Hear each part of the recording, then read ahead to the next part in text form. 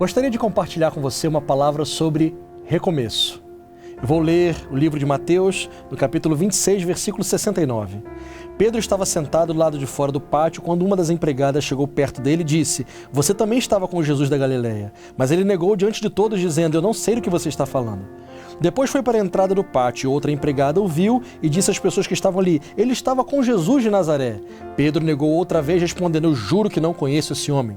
Pouco tempo depois, os que estavam ali chegaram perto de Pedro e disseram: "O seu modo de falar mostra que de fato você também é um deles." Então Pedro disse: "Juro que não conheço esse homem, que Deus me castigue se não estiver dizendo a verdade."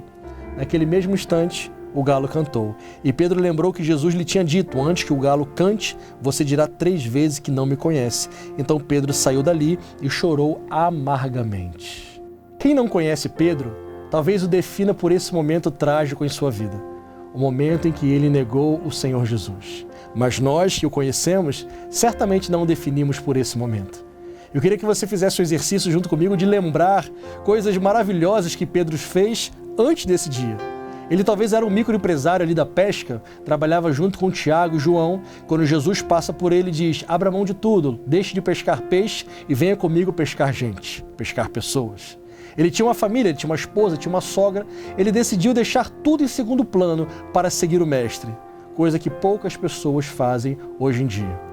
Pedro era alguém que por onde Jesus andava, lá estava ele. Ele estava disposto a matar e morrer por Jesus. Inclusive, quando foram pegar Jesus ali no jardim de Getsemane, ele sacou a espada, tentou matar para defender Jesus, talvez para se defender, acerta a orelha do Malco. Jesus vai lá, cura o soldado Malco. Ele estava disposto a fazer qualquer coisa por Jesus. Na sua mente, ele estava disposto a morrer pelo Senhor.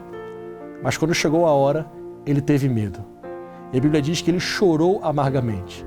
Nós que conhecemos um pouquinho de Pedro, olhando para a Bíblia, vemos que esse não era o perfil de Pedro. O perfil de Pedro era um pouco agressivo, um pouco tosco em alguns momentos. Ele era sanguíneo, colérico. Dificilmente você veria Pedro chorando, mas nesse momento, por ter desagradado o seu mestre, ele chora amargamente.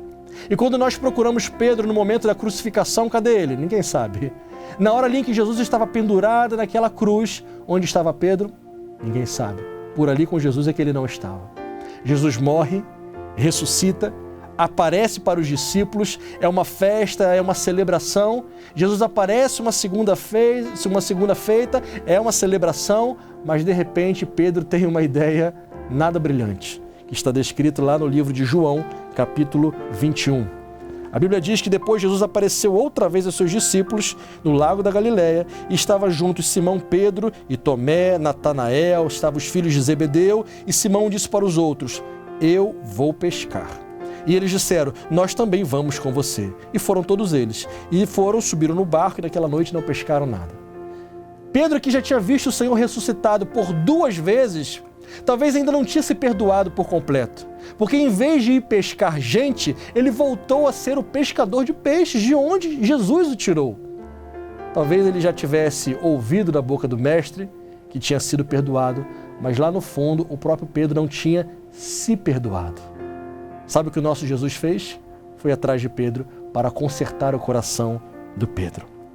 A Bíblia diz que de manhã, quando começava a clarear o dia, Jesus estava na praia, mas eles não sabiam que era ele. Então Jesus perguntou: "Vocês pescaram alguma coisa?" Eles disseram: "Nada." "Joguem a rede do outro lado do barco e vocês vão achar peixe." Eles jogaram a rede logo depois e não conseguiam puxá-la porque tinha muitos peixes.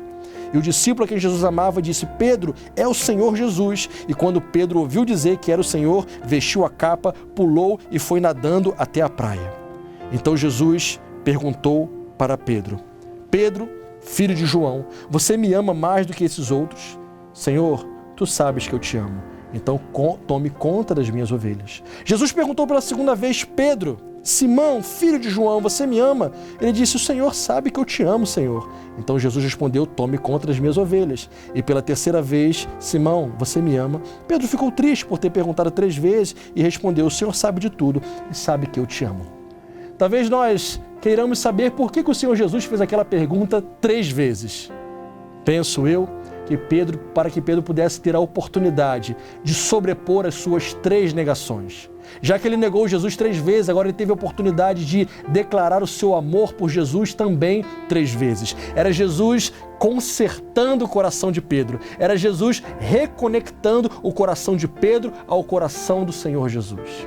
E a partir daquele momento, Pedro voltou a ser o que ele era lá no início, um homem impetuoso, um homem que trabalhava na obra do Senhor. Se olharmos para Atos capítulo 2, nós vamos ver um Pedro pregando para 3.000 pessoas e elas se convertendo, sendo batizadas.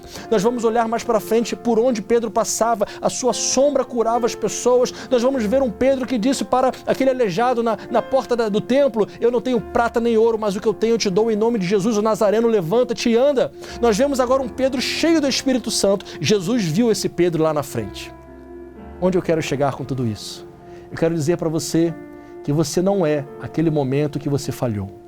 A sua vida não se resume naquele dia em que você entristeceu alguém da sua família ou entristeceu a Cristo. Não, você é muito mais do que isso.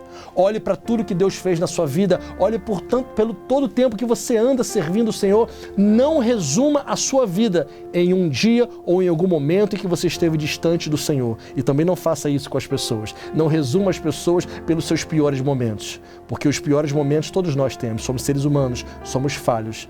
Olhe para tudo que Deus pode fazer, para que aquilo que Deus já fez na sua vida e na vida de alguém.